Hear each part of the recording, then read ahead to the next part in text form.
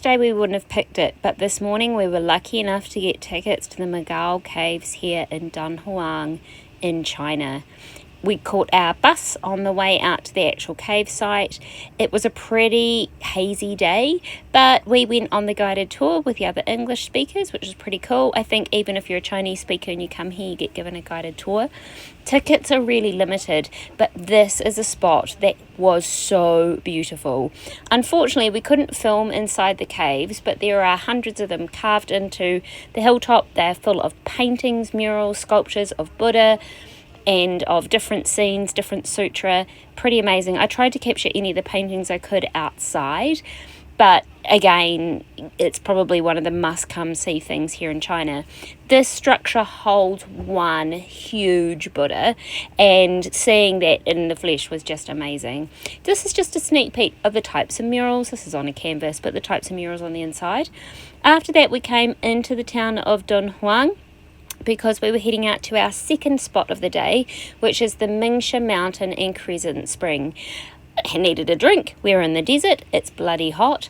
And we walked up these sand dunes. And so the dunes here, Mount Mingsha, it is the attraction. These are my first few steps. And I was like, oh yeah, I've got this. And then up the rung ladder. And then by the time I got to the top, I think I'd run out of breath. I was so knackered. But look at these views. They absolutely make it worth it. We spent probably about 25 minutes up at the top here. That is an oasis. That's the Crescent Spring. And to see an oasis in real life was amazing.